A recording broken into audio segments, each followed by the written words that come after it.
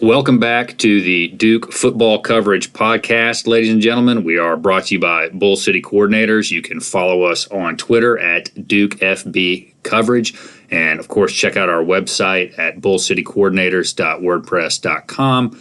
You can listen to our podcasts on Google Podcasts, Spotify, Anchor, and now we are on Apple Podcasts, so you can listen to us practically everywhere that you find your podcasts and that you listen to podcasts. I feel like I've said podcast way too many times now, but let's move on to something else. One of our prior guests, Todd DeLameliere, mentioned his Hall of Fame Solutions Resistance Band company. We bought some of those to try them out after he came on. Love them, highly recommend them to you. We've posted a link to them on our Twitter account. Follow that, give them a shot. They'll be a great supplement to your workout routine. But now, as promised in our last interview, we have more coming, and today we are breaking a little bit of a glass ceiling. This is a first in a number of ways for us. This is the first woman to come on and do an interview with us, so we're a little less like a middle school dance now with just boys.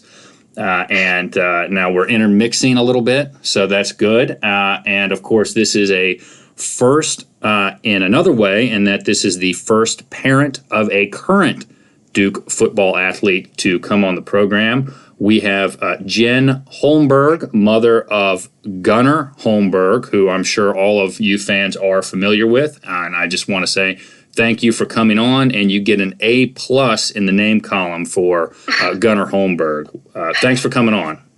Oh, thanks for having me. I feel like it's ladies' choice now. So.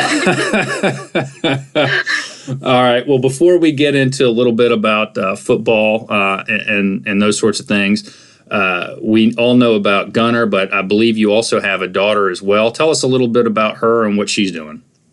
Oh, yeah. Thanks for asking about her.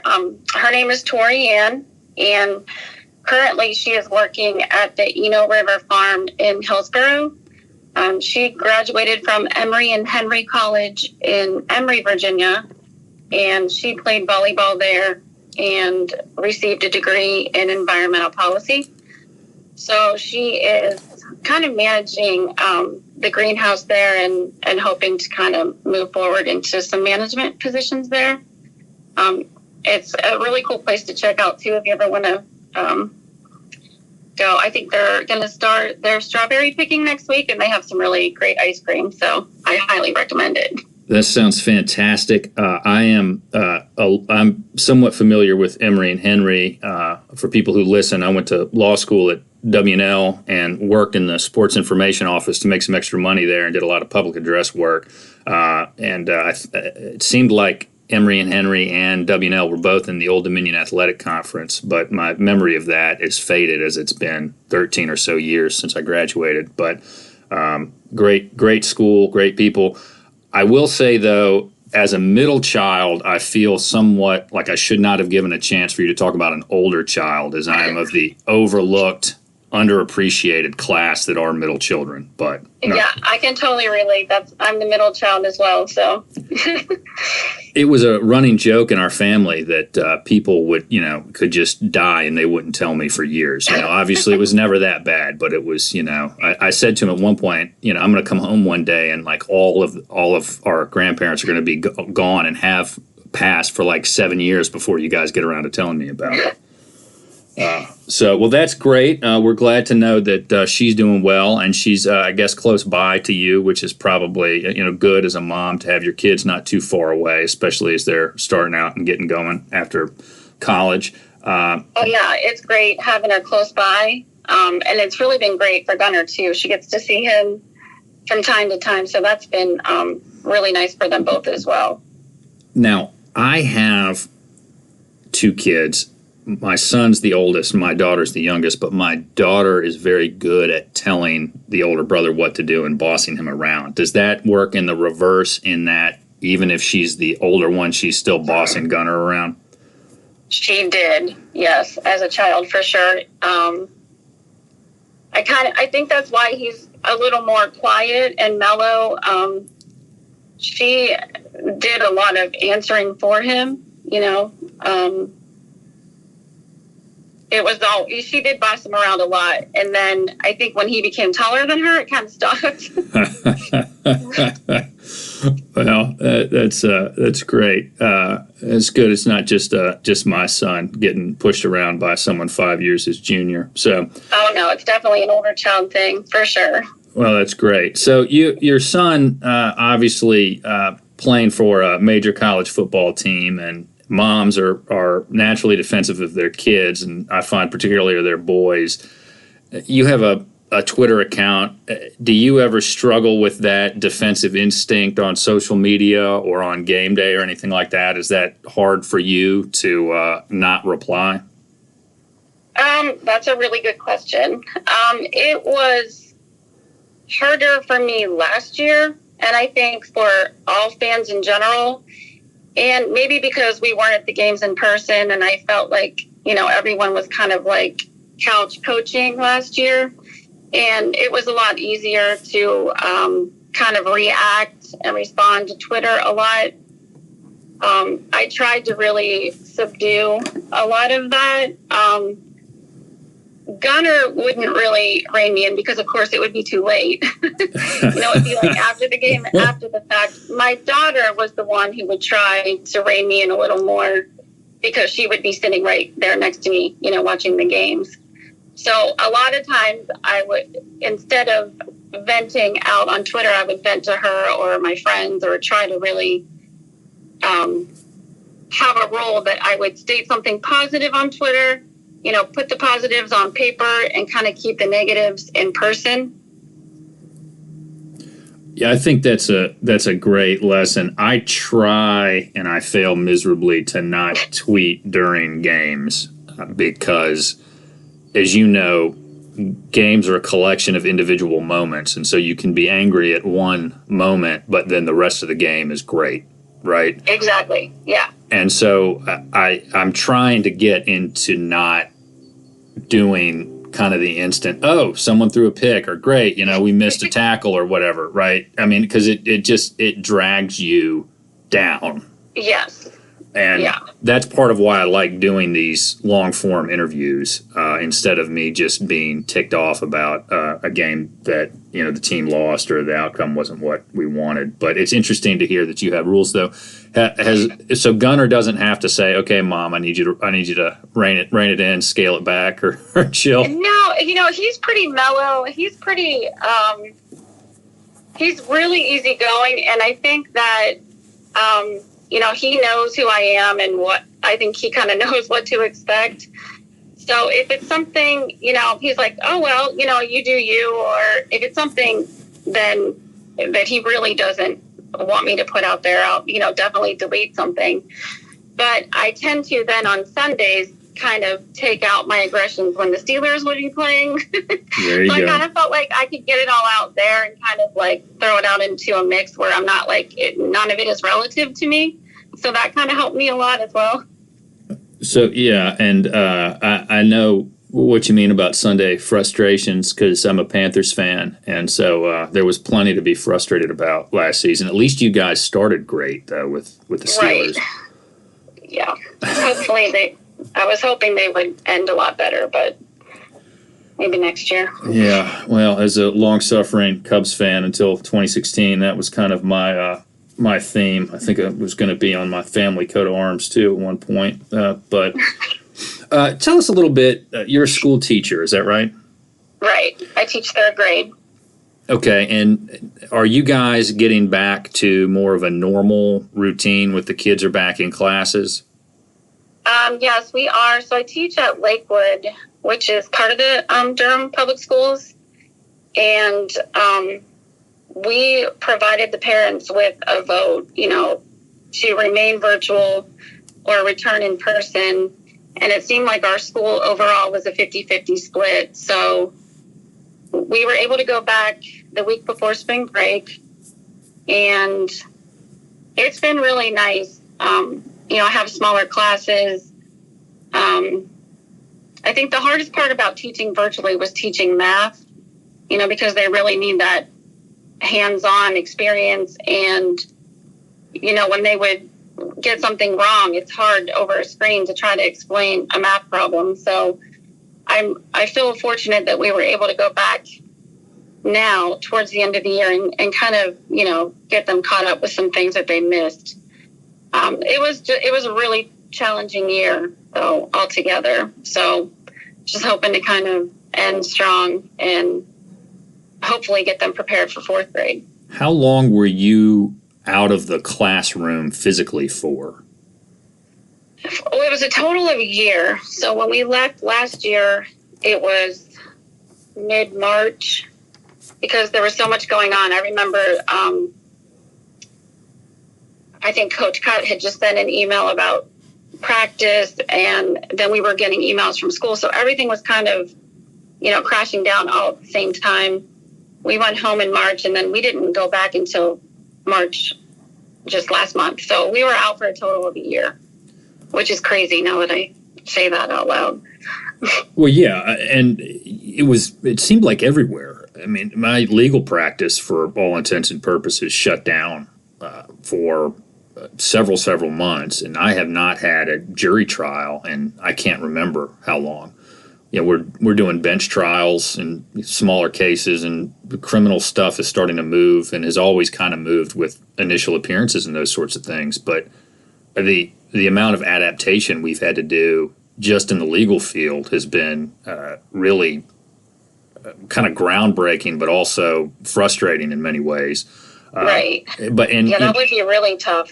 Well, but my daughter's 7, right? And she's in first grade now. And she did not like learning over a computer screen. She does not like it. She's adapted to it. But I mean, you're a teacher. You're there because of your commitment to children and wanting to make a difference in their lives. How hard was it for you to not be there in the classroom with the kids for a year? It was extremely hard. And, this year I was blessed with a group of kids who are just extremely cooperative and kind and easygoing. And of all the years, I really wanted to be with them in person, to just kind of learn their characters and learn about. It was really hard at the beginning of the year. When you do like getting to know you and morning meetings, I was like, oh my gosh, like I'm looking at squares. Like these poor kids are then looking at me. I'm looking at them. It all just seems so weird, and then, you're not allowed to even hug them or you can't be that close to them. And it's really hard. Like they're happy they get to play. They get to go outside at recess, but they're still like, make sure you distance. And the other teacher and I will look at each other and be like, this is crazy. Like, she's like, who would have thought after all these years of teaching that we're out here with masks on, telling our kids to like, you're not allowed to shoot the basketball. You're not allowed to do this, but you can run around. Yeah. And young kids in particular need so much support. I mean, it's got to be challenging as a teacher to kind of start, I guess, back at the beginning of, okay, well, how are we going to provide not just the educational support, but all the other types of support that those young kids need. Right. Now, so my daughter and my son both are masked up all day whenever they're in the building. That's what you guys are doing as well? Yes. Mm-hmm. And the kids actually do a really good job with it. I haven't really had to say, pull your mask up, keep your mask on. I think because they've been doing it now for a year. And, I don't want to say that they're kind of they're fearful of it, but I think they're just more cognizant of it. And they're really doing a great job, I have to say, with following the rules and the 3 Ws and all that.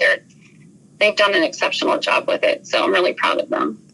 No, and I think the kids, it's interesting to see how they adapt to it. Like my daughter, when she has friends over, they play doctor, and they have a little COVID vaccination clinic in her room. Oh, she did. So cute. I know she did check our sense of smell, which means she was onto something. But she also hit us with a slap bracelet, so I'm kind of questioning her future as a doctor a little bit there. But she did that. And I want to ask you about this because your son's on the football team, and I've interviewed a lot of athletes as part of doing this. And one thing that we keep coming back to is they all say athletes need a routine. They need to know what to expect. They need to know when they're going to be doing certain things throughout the day. And we talked about that with some players about all the coaching turnover and some prior head coaches at Duke. How do you think that the lack of normalcy affected last season? I mean, we could talk about the win-loss record, but I imagine that had to be really, really hard on the individual players with all the uncertainty from week to week. Yeah, so I think it was just hard, first and foremost, with class.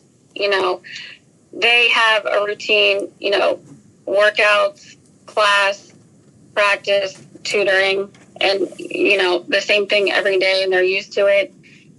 I think when they were, you know, there was a time where Gunnar was at home, you know, in his bedroom at home taking classes, and I was like, that has to be so hard. First of all, you're not on campus, you're all at home, and you're trying to, you know, do classes, you're trying to do group projects through Zoom when, you know, Zoom was fresh and new to everyone.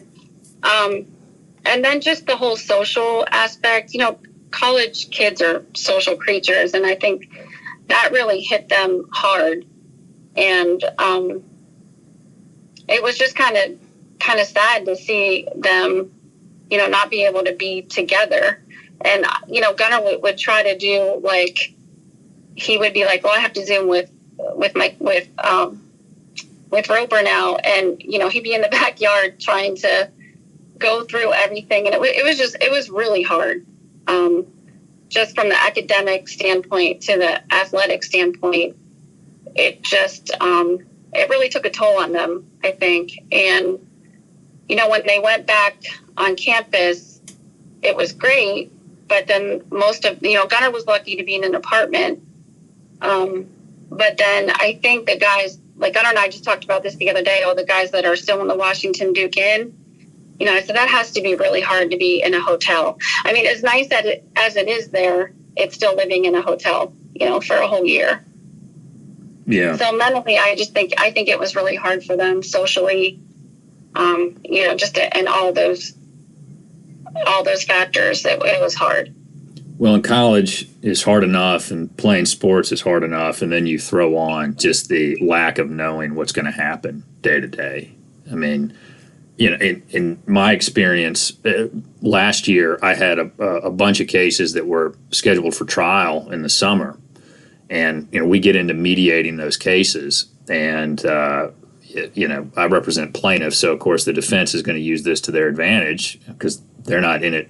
The insurance companies don't get rich by writing a lot of checks, right? So, you know, I'm asking I'm talking to my clients, and I'm advising them about what's going to happen, and they would keep saying, well, okay, if we don't settle and we want to go forward with things, we want to press ahead with this case, when can we get back on the docket and have a jury trial? And I would say, I have no idea. I cannot tell you, but I can tell you with certainty you're not going to try it in July and you're not going to try it in August. And that, of course, it was what happened. And, you know, I'm thinking about it in that aspect. I can't imagine as a college student at a top academic institution like Duke also playing a sport as demanding as football, how hard that had to be on everybody.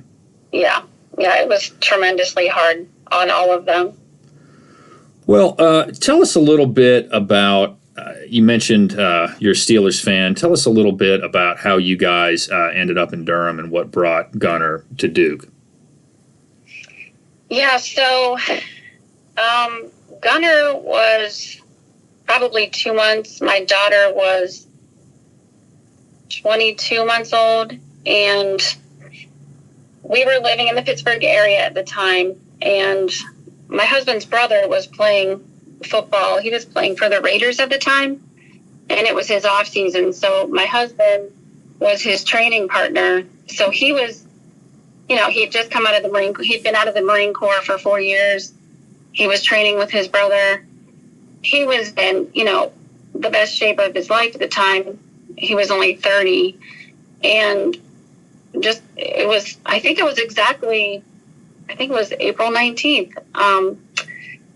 In 1999, he had a grand mal seizure. He had just been fishing all day. He came home and I was putting the kids to bed, and out of nowhere, he had a seizure and was life flighted to the University of Pittsburgh, where they diagnosed him with an astrocytoma, and then he started radiation treatment, and it was pretty successful there. But he had received a call from Dr. Friedman at Duke, who had been following his case, and because he had been doing well and the tumor hadn't grown, he wanted him to come to Duke. He wanted him to receive chemo at Duke, and he wanted to perform surgery, because at Pitt they would not. They just didn't want to operate. Their first line of treatment was radiation, and at Duke that was the last line. They would always operate first, then do chemo, and save radiation for last. So we packed up and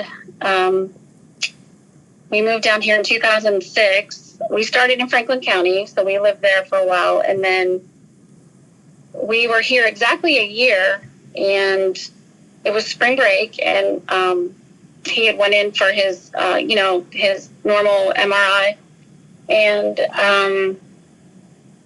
it had, just out of nowhere, it had grown from stage 2 to a stage 4, and he had had a few surgeries and then continued with chemo, and then he passed away 2 years after that. So he passed away in November of 2009.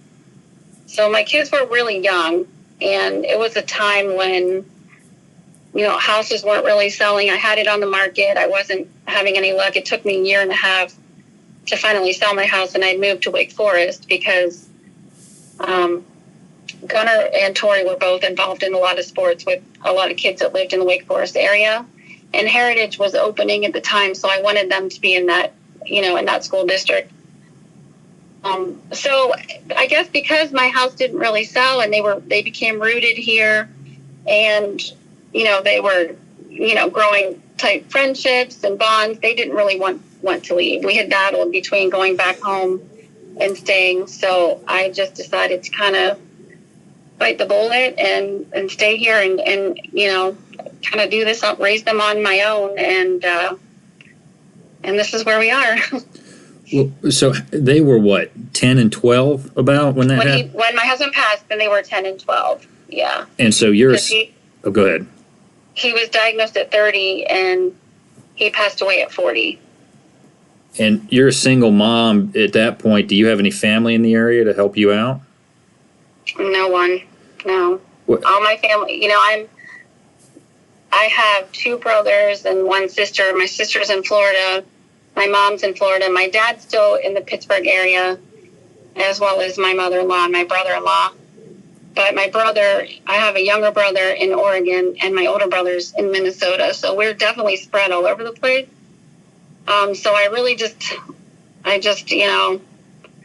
held down the fort and just kind of did it all on my own. I had a lot of help, from friends, and they were fortunate to have, they were both in sports. I think that's what really carried them through. Gunnar was running track and playing football. My daughter was playing softball and volleyball at the time. I don't even know logistically how I got them everywhere they needed to be now that I look back on it. But we just made it happen. I did have a lot of support, and they were fortunate to have some great coaches along the way. Well, that's great to hear about the support that you got. I imagine that had to be really difficult for you to manage that, obviously as a grieving spouse, but also, you're trying to stay as upbeat and as supportive as you can for 2 kids that are in a very formative time in their life. Right. How did you find the ability to stay focused and keep the kids going in a good direction after that? Well, my husband was a Marine, and we were, when we were first married, we were stationed in Pearl Harbor. His plan was to, he really wanted to go to Desert Storm at the time, but he was coaching a wrestling team in Hawaii, and he ended up wrestling in some tournaments himself. So he was recruited to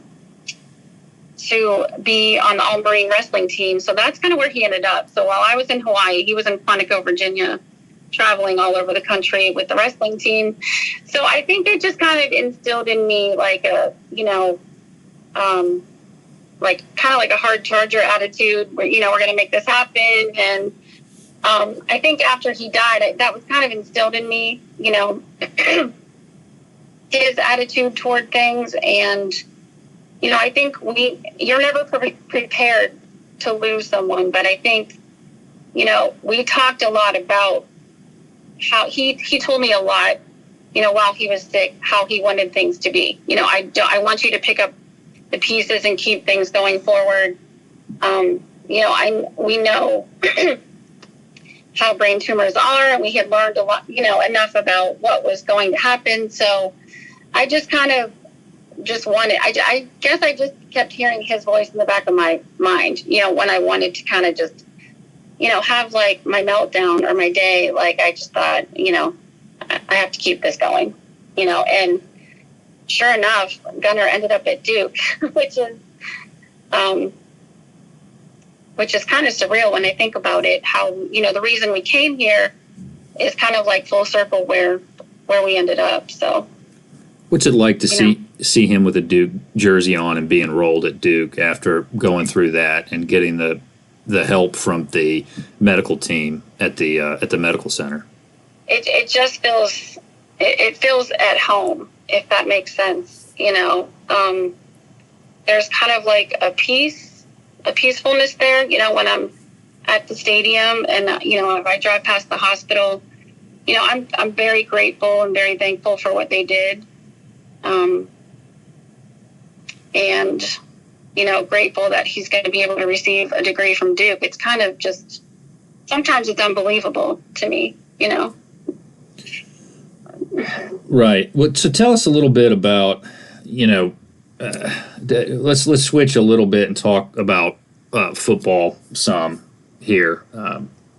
Tell us something about Gunnar as he's coming in to hopefully being the starting quarterback this season.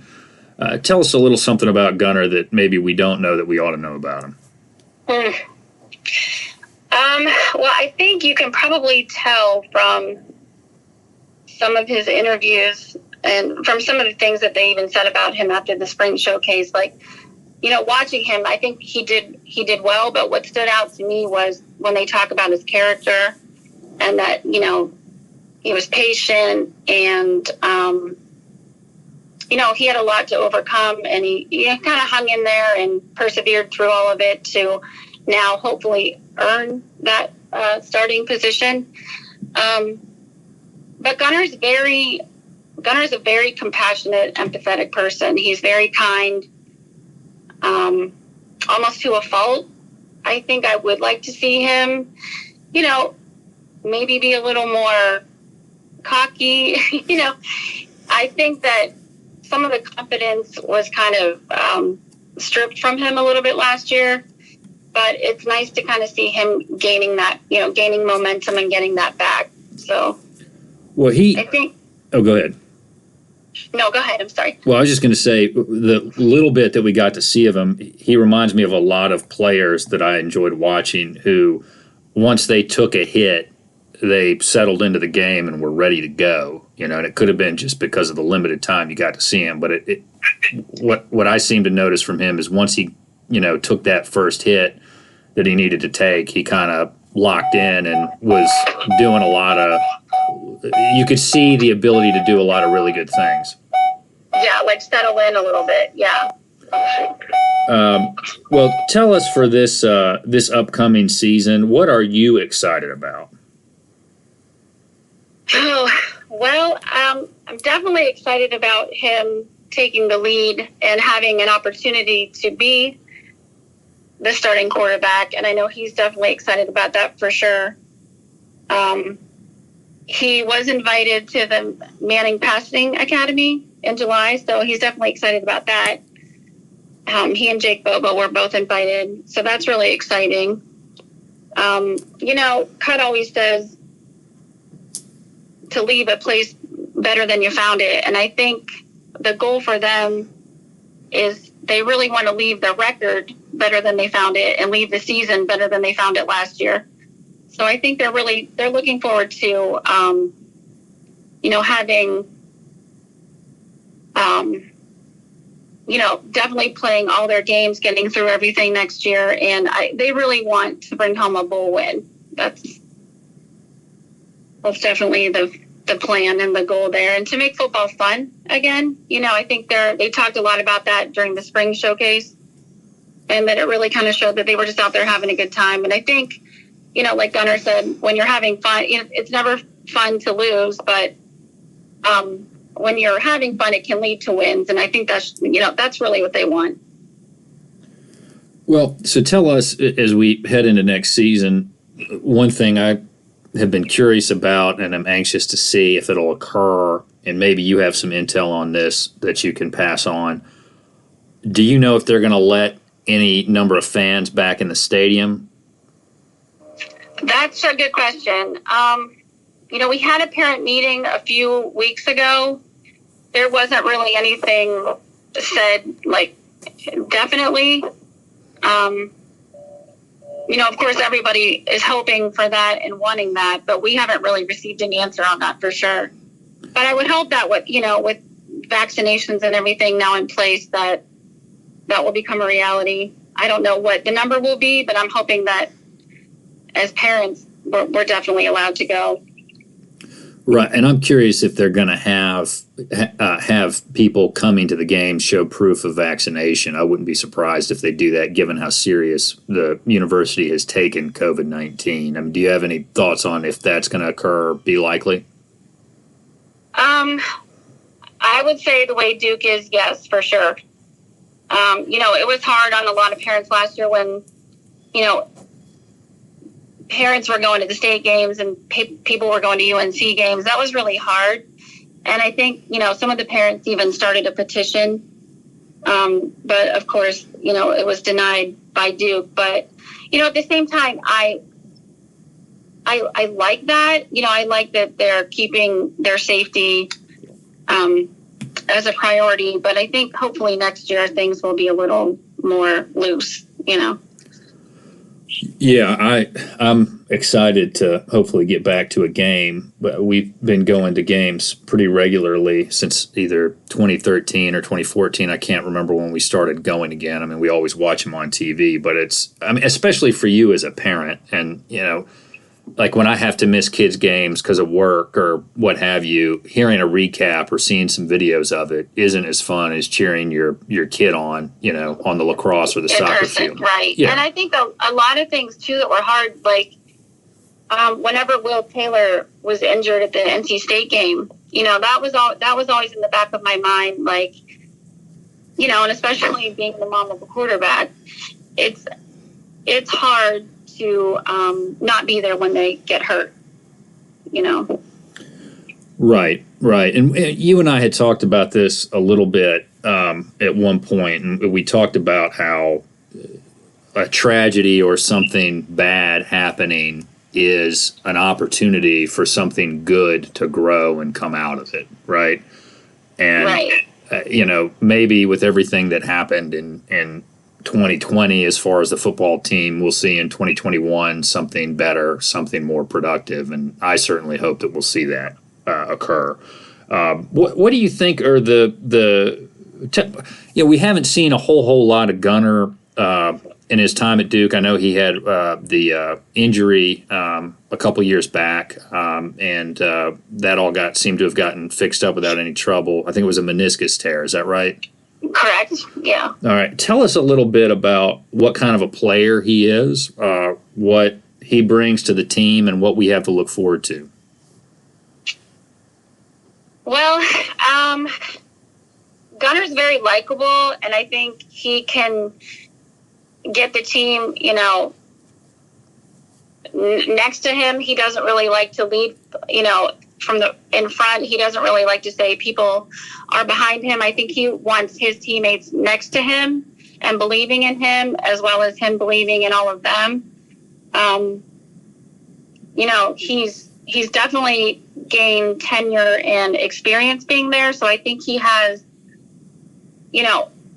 definitely a higher IQ of the game now, being able to kind of sit back and watch. I think that's kind of a positive aspect of him. Of course, he wanted to play, but I think for him, when he wasn't playing, he took advantage of, being able to learn more, from the sideline. So I think that he can take all of that now and put it into play. He's definitely got speed. He's gained more weight. He's gained more strength. So I just hope that he can put that all into place next year. And, cumulatively putting all that together, I hope that helps him and the entire team.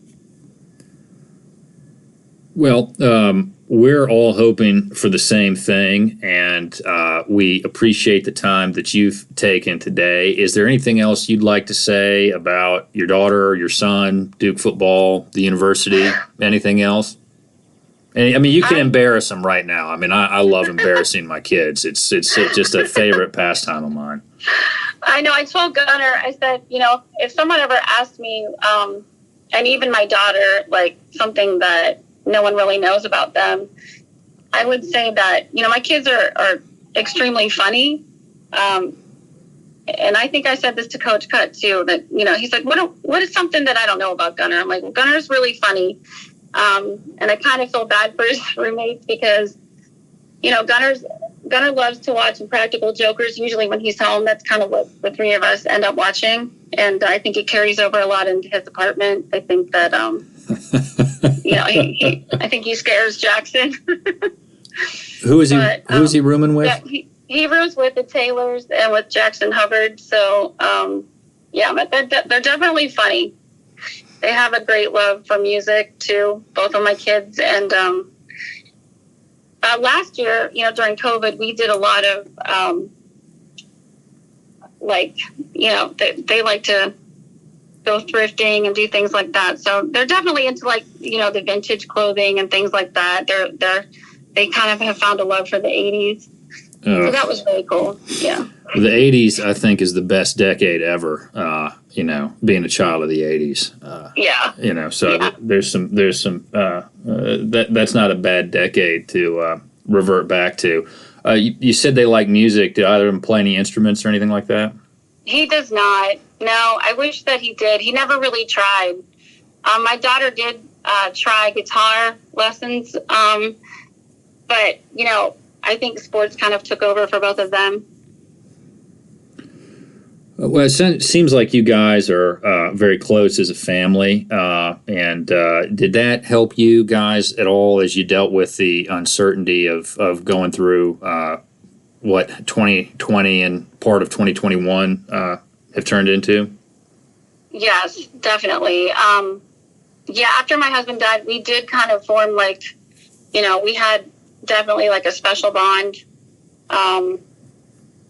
And even so, we always said, we were kind of like the little triangle family. My daughter actually got a tattoo on the back of her arm of a triangle. So for me, it was great because, I'm kind of I'm still a single mom and, empty nesting was kind of hard. So when COVID hit, I think the positive for me was having both of my kids at home. I'm like, gosh, they're in their 20s and they're still at home. This is kind of cool. So it helped me for sure. I know that they were, getting a little cabin feverish, but we definitely had a good time. Well, that's great. That's great, and that's good to hear because I mean this past year plus has been very, very difficult for a lot of people everywhere, and it's good to hear that your family connection has helped you get through all that. Well, I appreciate you taking some time out of a Sunday to come on and talk with us.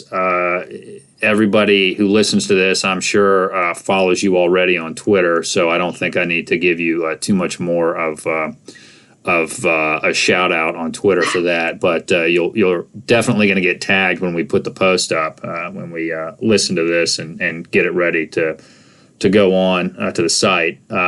I really appreciate you taking some time out of the day to come on and speak with us. And we're all looking forward to a great next season of football. And hopefully we'll see the Blue Devils back in a bowl game and coming home with another bowl championship.